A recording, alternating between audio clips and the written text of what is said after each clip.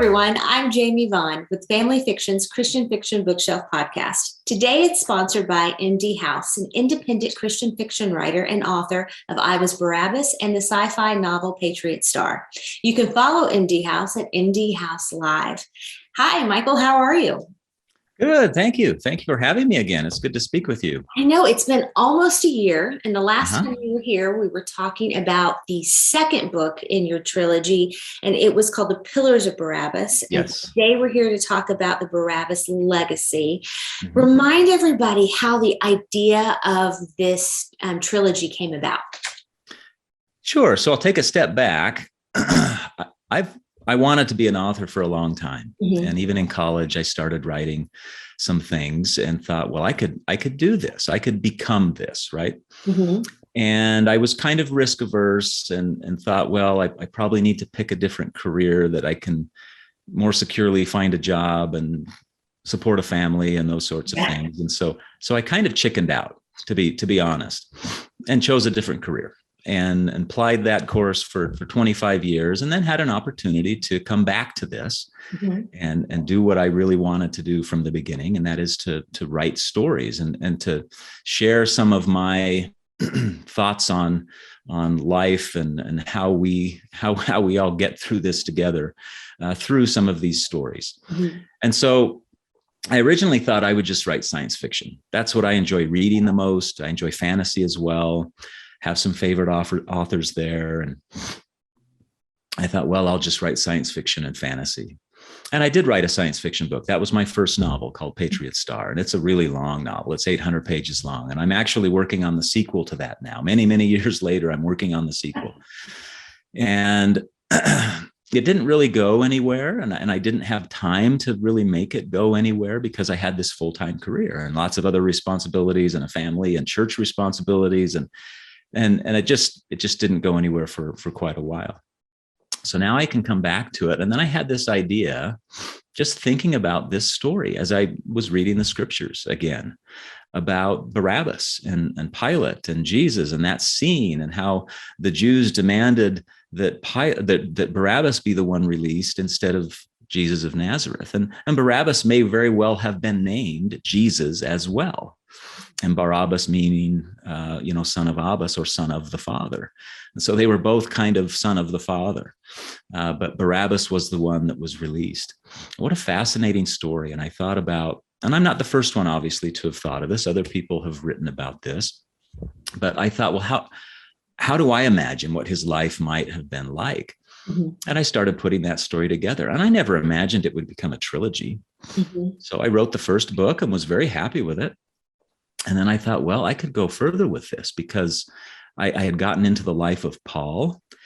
Paul becomes Barabbas's mentor in all three books. And I'd really gotten into the life of Paul, and I'd come to understand Paul better because of, additional research I did in the New Testament about Paul and everything that he wrote. And I got to know Cornelius a little bit better. We don't know a lot about Cornelius either. We have that dramatic story where he receives an angel. And Peter has this vision, and then Cornelius becomes the first Gentile baptized. And so I get to know Cornelius, and I really like his story as well. And I take him to some interesting places, and I wanted to continue that. So I said, well, I'm going to write a second book. And that became Pillars of Barabbas. And then I thought, well, people usually write trilogies, right? And there's more I could do. So I'm going to do a third book. And I thought, well, maybe I'll wait a year and do the third book. But some things happened and people were making comments, and I was like, I'm just going to do this. I'm going to get the third book done. And so I got it done a lot faster than I had intended, and actually launched it in December. So in the same year as Pillars, I launched the Barabbas Legacy, and this became the capstone. And we get to deal with some other world events that are really fascinating, like the Year of Four Emperors and the Siege of Jerusalem. And we get to think about, well, what did the saints, think about those things? How did they react to them? How did they react to losing half of the apostles within about a 10-year time frame? How did they react to Jesus the Just's death? James the Just, Jesus's brother, James the Just's death. All of that became really interesting. And I started to think about themes like, well, How do I apply that to today? Mm-hmm. The world is on fire around us today. We have two dueling kingdoms, if you will.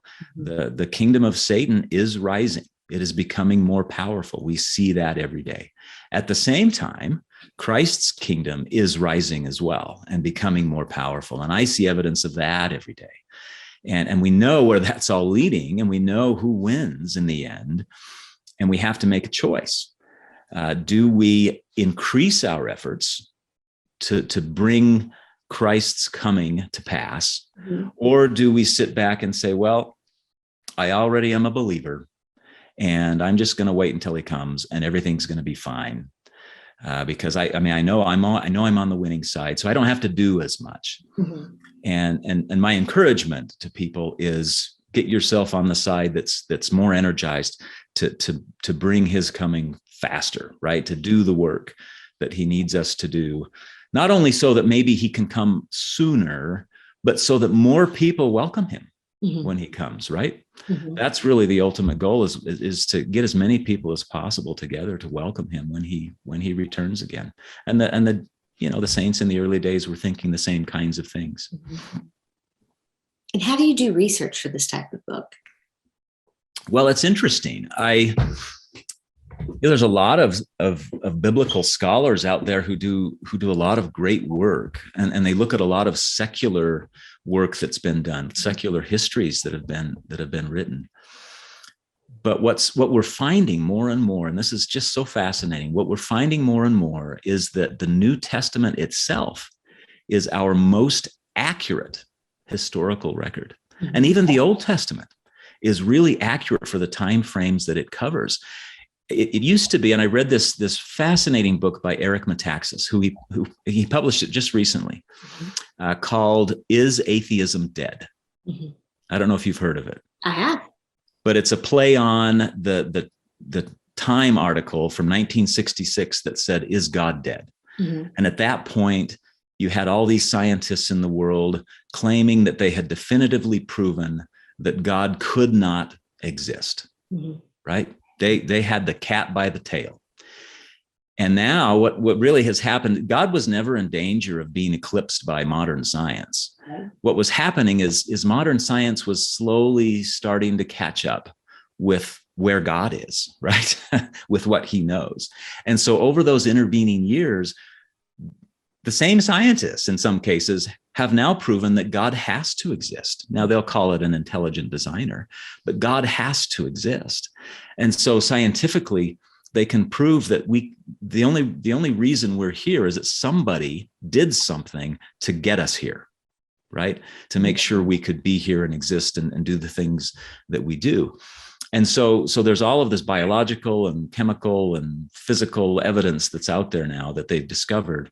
And then at the same time, they're finding all of these archaeological evidences. It used to be that people thought that King David, for instance, was a mythical figure, mm-hmm. sort of like King Arthur. And maybe he was a composite figure of a bunch of legends or maybe a bunch of real people that someone just cobbled together into a mythical person.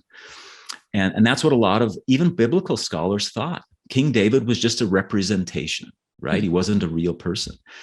And then since then, we've found archaeological evidence that indicates that the societies that lived in the area, they knew who King David was. Mm-hmm. They knew who King Hezekiah was. They knew, all of these kings and such in Israel and the prophets even, they knew who they were. And so we now have corroborating evidence that shows us that the writers of the Old Testament weren't just making it up. Right. They were telling a history, right? Mm-hmm. Along with, the teachings of the gospel along with it. And then the New Testament is the same way. They're finding more and more evidence. What was the one recently? Peter's house near the Sea of Galilee and how it was a meeting house for the saints. And they found evidence that was really the place. Mm-hmm. And one of the ones that really blew my mind was, again, from the Old Testament, was they discovered the city of Sodom. Mm-hmm. They know where Sodom is now, and they know how it was probably destroyed. It was probably, and I'm not an expert on this, but it was probably what's called an airburst event, where a comet or a meteor enters the atmosphere and it gets really, really hot. And sometimes they'll just explode at some point above in the atmosphere, still above the earth. And it'll create basically a column of flame. And they had an event like this in the early 1900s that's documented in Russia, where it destroyed 80 million trees, this airburst event. And they discovered the site of the city of Sodom, and they discovered that for several hundred years, nobody occupied it. Not just because it had been burned, but because of the fear around it, right? God had through his prophets had prophesied it would be destroyed. The people ignored it. It was destroyed, and people said, oh, wow, okay, I'm not going near that place, and neither are my kids, and neither are my grandkids. So really some interesting things happening. And I think we'll see more and more of that, that one, proves that God exists, and two, proves that our most accurate historical records from those time periods are probably the records that we have in the Old and New Testaments. It's amazing. It's like the scripture verse that says the rocks will cry out. Some people take that literally. I tend to take it that history proves it. Sure. Yeah. So tell us the Barabbas Legacy. Where does it pick up from the story of the Pillars of Barabbas? Yeah. So in the Pillars of Barabbas, you actually end with a fairly dramatic death of one of the apostles. I don't want to give too many spoilers. Okay. And Barabbas and his family are in Rome. So, and that's where this death happens, is in Rome. And book 3, the Barabbas Legacy then picks up from there, and Barabbas and his family are traveling to northern Italy, to Trento. And I actually have ancestors that come from that area. So that was kind of fun to talk about Trento in northern Italy. They were traveling there to visit his adopted sister, Esther, who's about to have a baby. And she expresses a fear, which is common to people nowadays, and has been common for quite some time. And that is a fear of bringing a child into this evil, violent world. She's afraid of doing that, but she's a very faithful person. And so, of course, she's moving forward, and she has the baby, and then that baby tragically dies within a couple of days, which in that period of time wasn't all that uncommon for babies to die shortly after birth, and sometimes for mothers to die. Mothers died much more often, obviously, back then than they do now.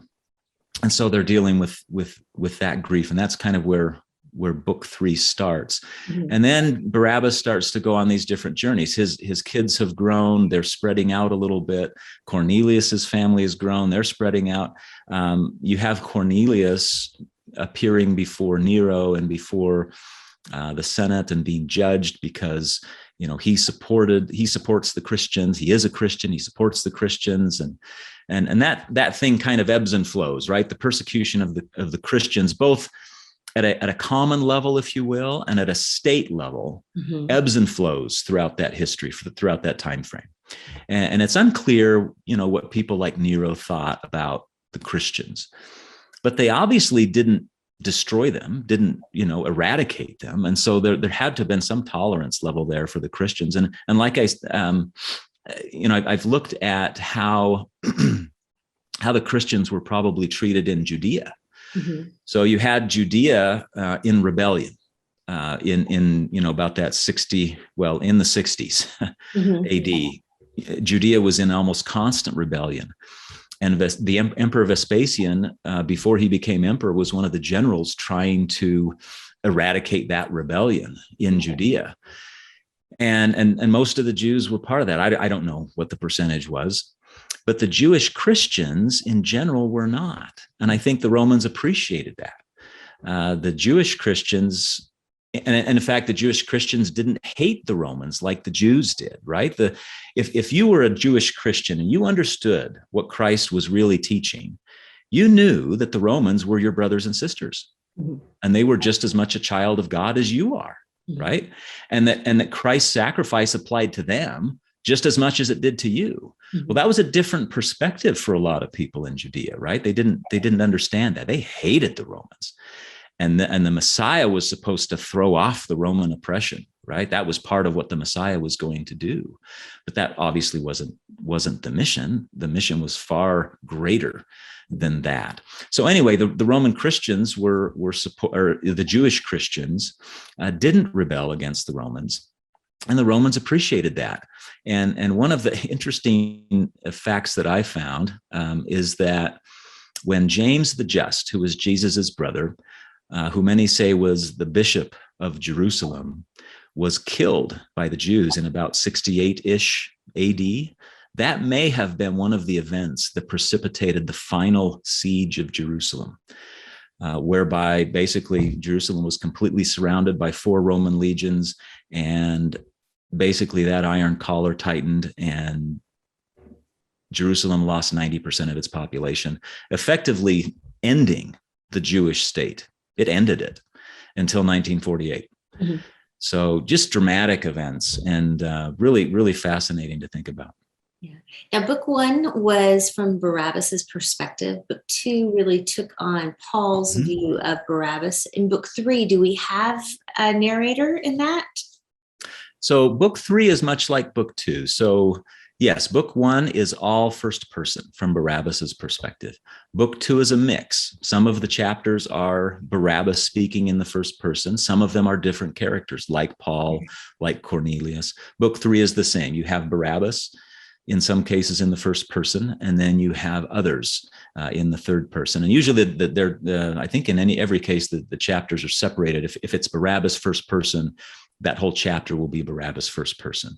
Other chapters could be more than one person, but it'll all be third person. And so we're getting to know more people. And like I said, Barabbas's kids have grown. We're getting to know them better. At the very end of the book, we're going to introduce more, I guess, in more detail, one of his daughters. And we really deal with both of the daughters in some detail in book 3. But one of them, I've set up to do a spinoff, a really fun spinoff involving her and another apostle that we really haven't dealt with in the prior books. And it's a pretty dramatic scene at the end. So the hope is that, we can do a couple of spinoffs, but this is the last book where Barabbas will be a main character. And so you won't see him speaking in the first person anymore, even in the spinoffs. Yeah. Now, what do you hope the readers take away from it? Well, like I said, really, a lot of this is an expression of who I am and what I believe and why it's important. And it's important to us today in terms of how we approach life, how we approach, building the kingdom of God on the earth, and why that's important. It's amazing. So I'm LDS, and a lot of people, I think, look at the LDS faith and say, well, you focus too much on obedience and not enough on grace.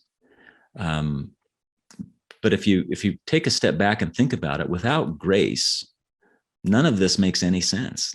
We have no hope at all without grace. Christ's mission provided the opportunity that we needed to progress. And we progress by following Jesus, by being obedient to his commandments, by accepting his grace and showing that we truly believe in him by following his commandments. So that's been, I try to make that come through. I look at it in the same way. I'm a big fan of The Chosen.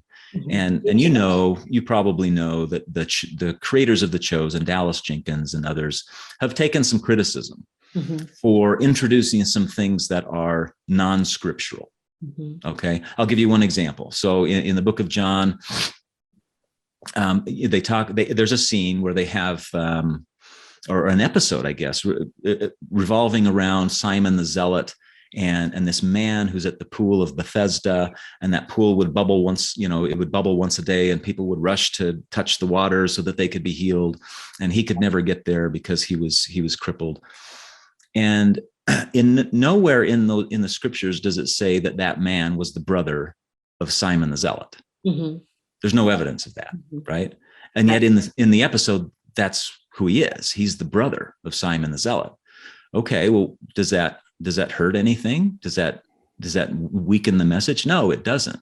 And so, they receive some of this criticism, and their response is, we're trying to fairly represent the message of the gospel in an interesting and entertaining way that captures people's imagination, right?